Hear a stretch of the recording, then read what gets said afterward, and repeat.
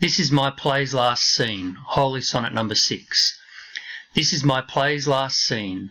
Here heavens appoint my pilgrimage's last mile, and my race, idly yet quickly run, had this last pace, my span's last inch, my minute's latest point, and gluttonous death will instantly unjoint my body and soul, and I shall sleep a space. But my ever-waking part shall see that face, whose fear already shakes my every joint. Then, as my soul to heaven her first seat takes flight, and earth-born body in the earth shall dwell, so fall my sins, that all may have their right to where they are bred, and would press me to hell. Impute me righteous, thus purge of evil, for thus I leave the world, the flesh, and devil.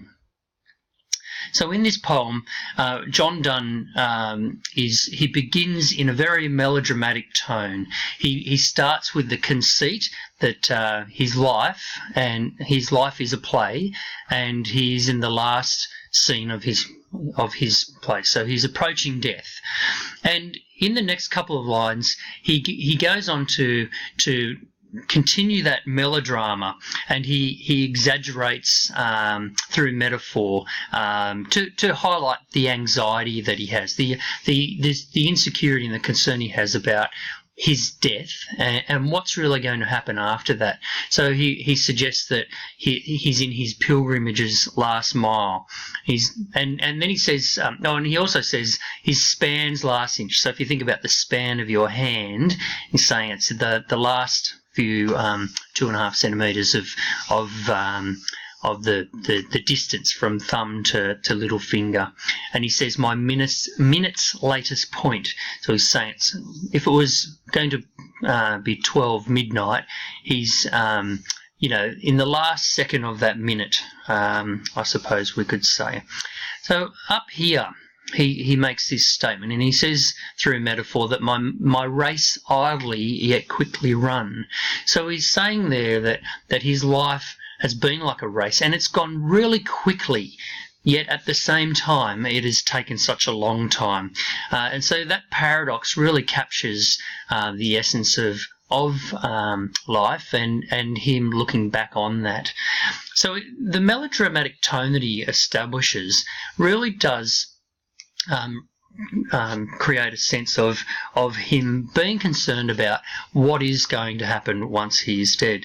And he's a bit insecure because of his Renaissance thinking, in that everything was being challenged, particularly scientifically, and so he had doubts, I suppose, about his Christian doctrine, and whether the fact that life, eternal life, was achievable after death through salvation, he wasn't sure of.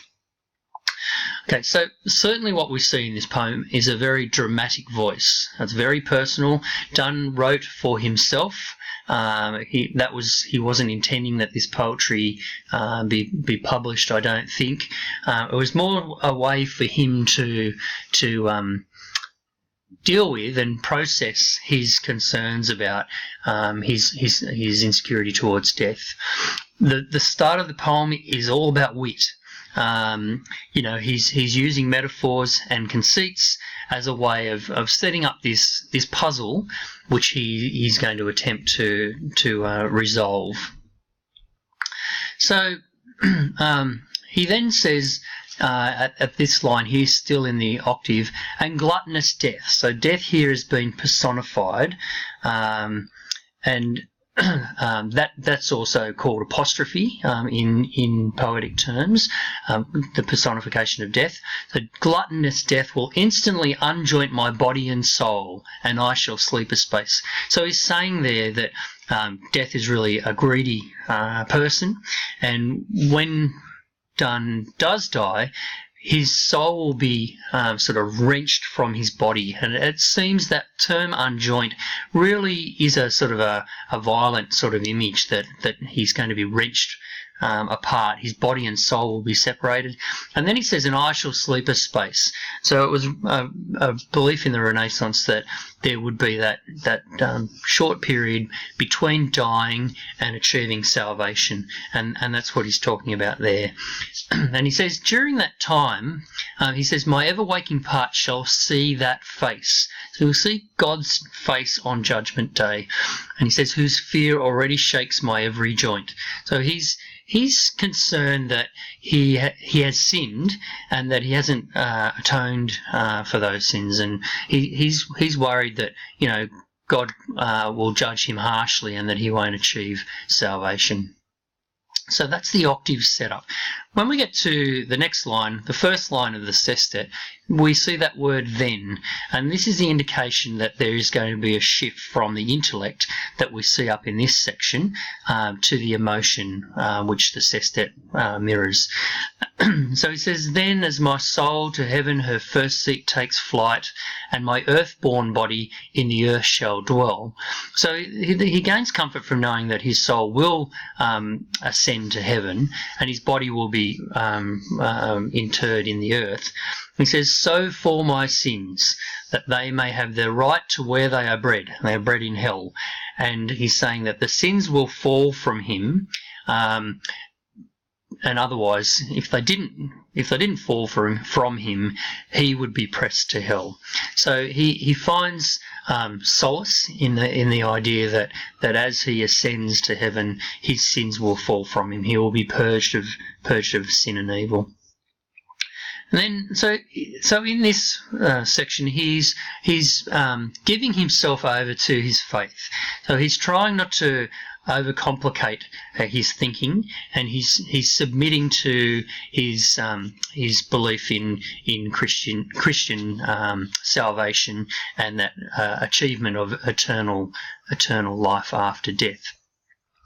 Then we have the couplet, the last two lines of the poem, and this is where in most of his sonnets the meaning comes, and he says, impute me righteous. So he's saying to God, call me virtuous, say that I am a good soul, thus purged of evil, for thus I leave the world, the flesh, and the devil. So he's saying that he knows that he will be reunited with God, and that and things will certainly be perfect. He'll achieve a state of perfection. Now, this poem is a really important part of the play Wit, because basically this concept frames the whole play Wit. So what Margaret Edson, the playwright, did was she took that dramatic voice that John Donne establishes and personifies that into the character of Vivian Baring, and she is in the last scenes of her life, and it happens to be a play. So she's acting out the last scene of her life. So it's a very direct and deliberate appropriation of this poem. The only other thing that I'd talk about at this stage is this idea of, I was talking about the sleeping a space between the moment between life and death, death and eternal life. You have that short space, and we see that in the title of the play, Wit. The semicolon is used as a means of conveying that idea. So the full stop here is a finality. So that's death. We then have a little space in the middle, and then the comma represents eternal life.